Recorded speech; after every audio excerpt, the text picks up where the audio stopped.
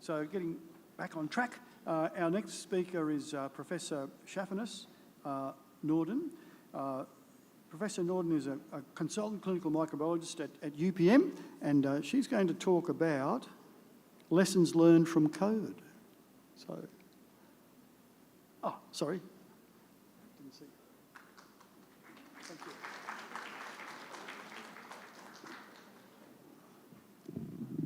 Thank you, Dr. Tony, and good afternoon, ladies and gentlemen.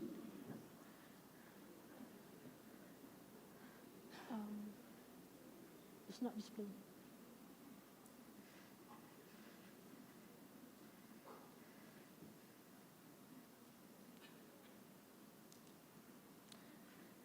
Okay, and I would like to thank the organizer for the invitation for me to share our experience with regards to our laboratory setup for the test of COVID-19 during the pandemic.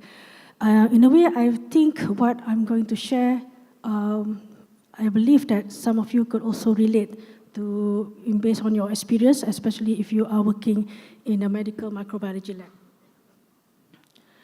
So we know that because of pandemic, testing has become very important. Medical microbiology lab testing has become visible because the testing for COVID-19 is very important to track the virus so that we can understand the epidemiology, for example, the transmission of the disease, to inform case management, whether they need to be quarantined or they need to be isolated or for further management of the disease, and of course, to control the transmission of disease.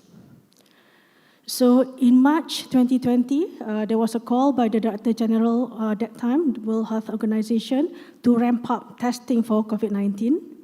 And even our then Deputy Director General also called that our nation need to increase the testing up to 16,000 by April 2020.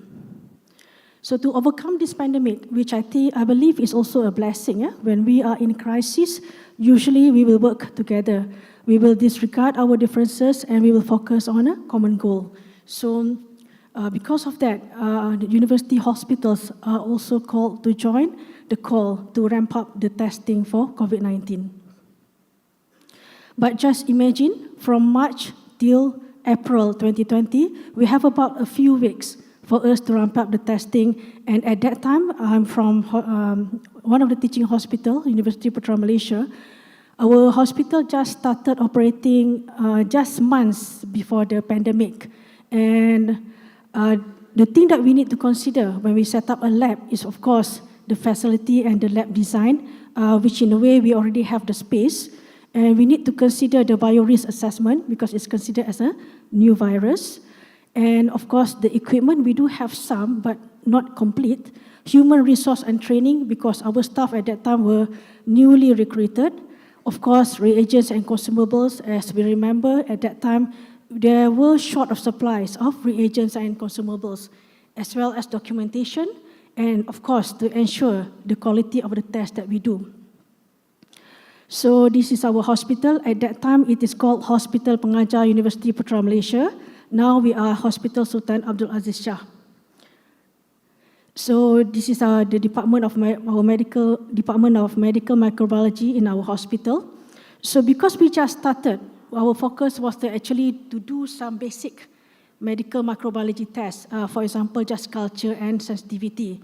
Molecular testing, we did have that in mind, but not at that beginning. It will be at the later phase. So because we need to ramp up COVID-19 testing and because our department members felt obliged to also contribute to the nation, so what we did was, our hospital was new, 2019, but we have a faculty of medicine and health sciences, and our department of medical microbiology at the faculty was started in 2006, where we have mixture of medical doctors, clinical microbiologists, and public health physicians. When we also have a medical doctor who has a PhD in infection control. And our department also have scientists with technical expertise in molecular work. And we are an active department. We are in research, including respiratory viruses, as well as other zoonotic diseases. And ever since the start of the pandemic, the department members actively appeared in the media to share with public about the disease and transmission and so forth. So I guess maybe for some of you, the faces that I'm showing here are familiar to you. So in order for us to train our staff to ensure that they become competent, because the hospital staff were newly recruited, so what we did was we roped in our academic members from the faculty who had the technical expertise in molecular work to train our staff. And the fact that also they were the expert in molecular biology, they also helped us to optimize the test that we were going to do. So this is the training that we had. Besides the in-house training, even for the basic pipetting, to ensure that they did good microbiological practices in the lab. When we have identified the kit that we were going to use, we also invited the vendors to train us on how to use the kit and how to interpret the results. And before we started to actually receive samples, what we did was to have a simulation to give exposure to our staff on what would be the real scenario when we started to receive a sample.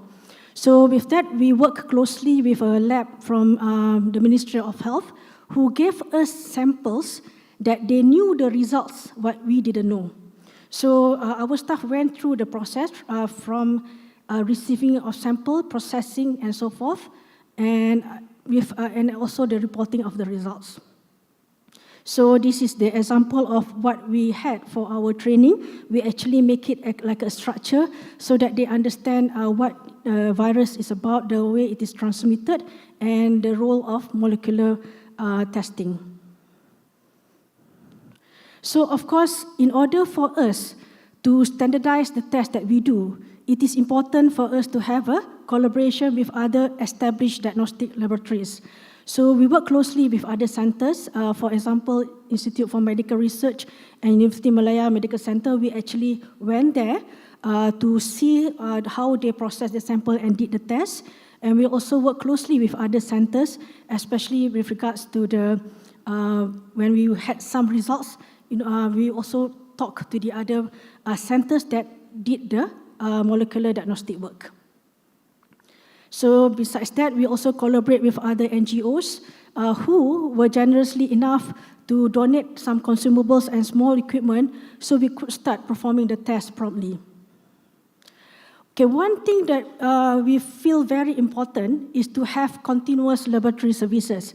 Because one is we are giving services for medical microbiology for this testing for the nation, but at the same time, our hospital were also managing patients, including COVID-19 patients. So it is crucial that the laboratory services continued.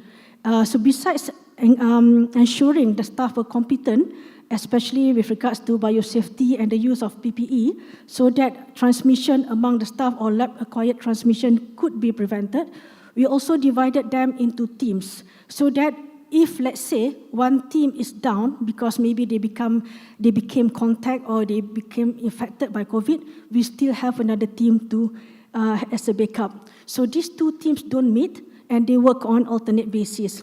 But because of that, of course, another problem is short of numbers of staff to work in that team.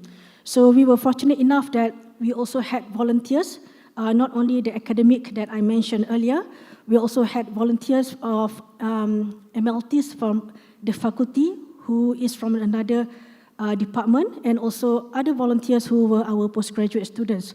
They sometimes help also with the receipt of samples and sometimes to unpack the samples. Because imagine sometimes we had too many samples and they came from different places who may be packed differently. It could take hours and hours for us to unpack the samples before we could actually process them. So by having this team working separately, we hope that they will not cross over. So if, let's say, there's a quarantine or they were down for infection, not the whole lab members will be affected and service will not be compromised. We also requested that they self-declared their health status, and temperature was also recorded and checked when they reported for work. So when talking about lessons, so far I talk about what we did, but another thing that is important is for us to ensure equity of access of testing. So when we have progressed into setting up our lab, we also were invited, in the way that we were contacted to do some tests for other agencies, for example, the private sectors and also the United Nations for the Refugee Agency, so to make sure that this marginalized group were also being tested. So this is another strategy for us to overcome COVID-19. And as well as to work with the community and make them aware of the importance of testing. With regards to the quality of the test, of course, it is always important to validate the test. And usually, after our lab technician has done or performed the test, we will have our scientists to help validating the result and also working closely with the clinical microbiologists. And we also had inter-lab comparison. For example, when we started, we had samples from another lab, which we performed the test and compare the results. And we also participated with external quality assessment.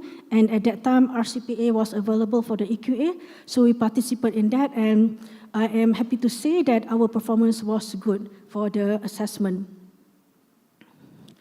And with regards to evaluation of tests, because this is done at the emergency setting as a point of care testing. So one way, because one thing is when patients came to the hospital and when they need to be admitted, whether they need to be isolated or considered or placed with other COVID patients or whether they are considered as non-infected patients, it is important for the clinician to know the test results, which molecular tests sometimes may give results a few hours. The result is not as early as the RTK antigen. So our emergency department performed the RTK antigen. But at some situation, when the RTK antigen was negative, but the clinician still feels that perhaps this is a false negative test, they would also send to us to do molecular testing. And at times, we noted that there's some discrepancy of the results. So at one time, when we were about to purchase the RTK antigen kits, what we did was to get a few of the brands that has been approved, and with our archive samples, we evaluated the different kits. And it is interesting to note that some of the tests could not detect even what we considered as low CT value. So evaluation of tests is very important, and in a way, sometimes maybe the more quality test is more expensive, but because of the evaluation, we could justify to the management why we need to buy certain brand of the rapid antigen test. And of course, I think Prof. Yasmin has mentioned this. Training and competency assessment of staff is very, very important. For example, during the COVID-19, because of limited supply of reagents, sometimes we need to use different kits for our testing. And because of using of different kits, of course, one's evaluation. Another thing is sometimes the SOP may not be similar. Maybe there are some slight differences. So we need to train our staff, and especially they need to be reminded sometimes, because so that they will not get confused. Because sometimes for the molecular testing, there are some internal control that's included in the test, but some internal control has to be added, when we do the lab work. And the other thing is the fact that RTK antigen test is done at the emergency department. We also have to make sure that those at the emergency department perform the test correctly, because again, the results can be subjective. It can be based on those who is seeing the result and how they did the test. So again, one lesson, very important, is to ensure timely results. So because of that, sometimes we need to consider which test should we use for certain patients. Of course, with numbers, we have enough numbers, we can do molecular testing, but sometimes when we don't have many numbers or the numbers are in a way that we need to compromise the reagent. So we need to consider that as well. So when we wanted to do RTK antigen, there's a problem with the sensitivity. But as COVID-19 progresses, there's another alternative, which was the rapid molecular testing. But again, not everybody that we could do the rapid molecular testing. So in a way, there's a criteria on who we could actually do rapid molecular testing. So besides these two testing, after setting up our molecular testing lab, we also embark on genomic sequencing setup in our facility. So another challenges that we had was the fact that when we want to do genomic sequencing for surveillance, of course, we want to give us timely results so that we can take action when there's a new variant. But sometimes samples that we receive may be delayed, maybe about 1 or 2 weeks after the samples was being collected from patient. So, of course, communication is very important between the labs and also centers that send the samples. So, this relates to my slide here, engagement with other healthcare personnel. For example, if let's say in the hospital setting, what we saw was challenges, for example, in result interpretation, which could be due to sample collection, when the sample was collected, and whether they were collected properly, the nasopharynx and the oral swab. And sometimes during the mass screening, some samples may not be labeled properly. Sometimes we may receive a few samples in a pack, and we were not sure which these samples belong to. And again, suitable samples that can be used with certain kit. And with that also, what we did was we had training with the respective members or the respective people who went outside to collect samples with patients. And we were fortunate enough that our ENT specialists also contributed to the training, and they had their models, and they showed how the sample should be collected properly. And of course, another problem is the clinical correlation. When we have certain results, what does it mean? Is it that patient is at high period of the infection or asymptomatic? So that's among the challenges that we had. And the other thing is sometimes our colleagues, they may depend only on the CT value with respect to patient management, because we know that that's not only CT value, there are other factors that could affect CT value maybe with regards to COVID-19. So another thing is, if let's say a national collaboration to have an accurate and timely reporting, if let's say we have different labs in Malaysia performing the tests, so to ensure that all these results were integrated in a central way so that surveillance can be done properly, and which also includes self-testing. So for example, at the beginning of the pandemic, there were some problems that lab may have different system from the central data being integrated, so there could be extra work to the lab people because they need to enter results twice.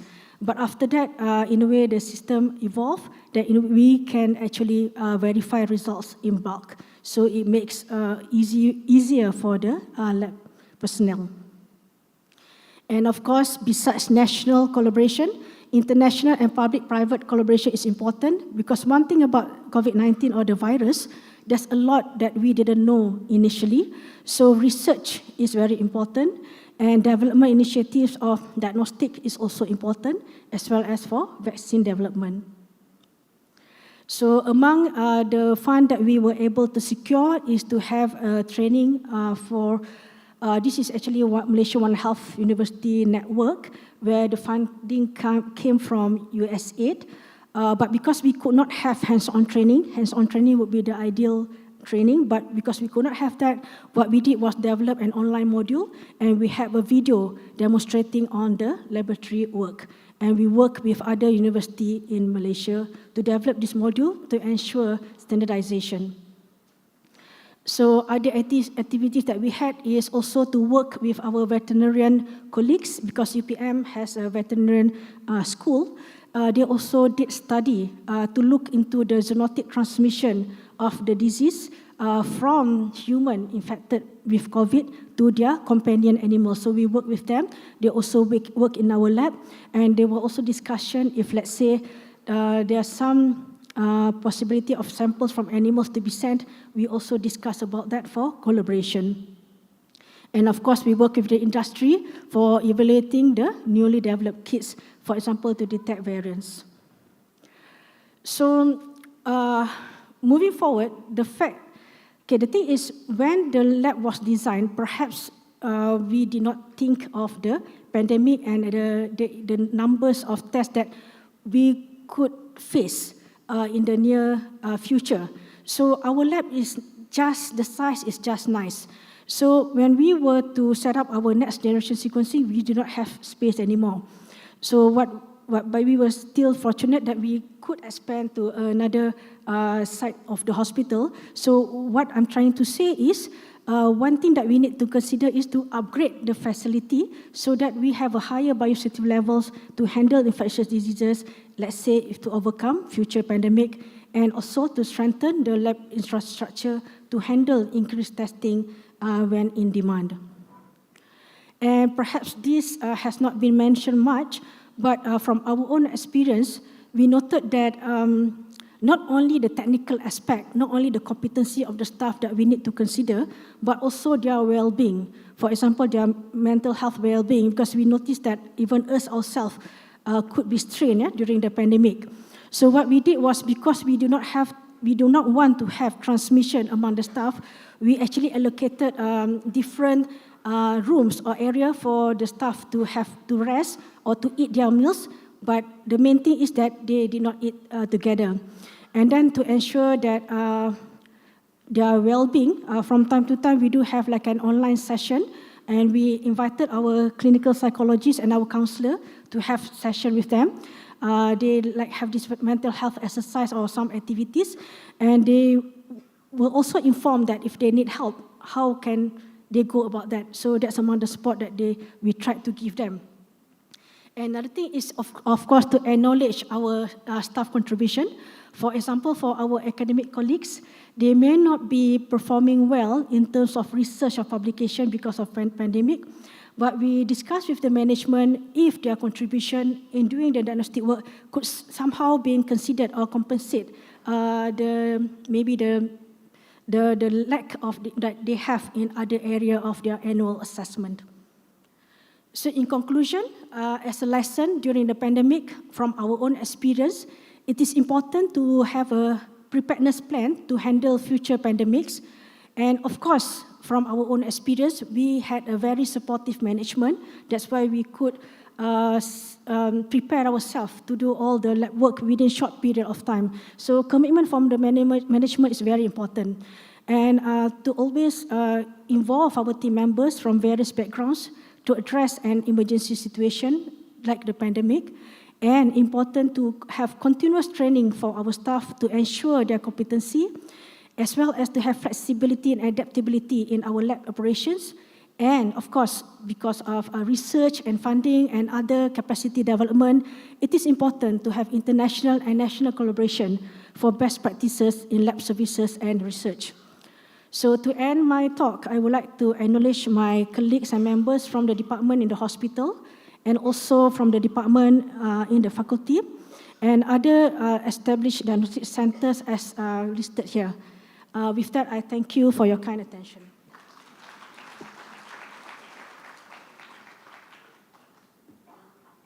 Thank you very much. Remember, any questions, please put them through Slido.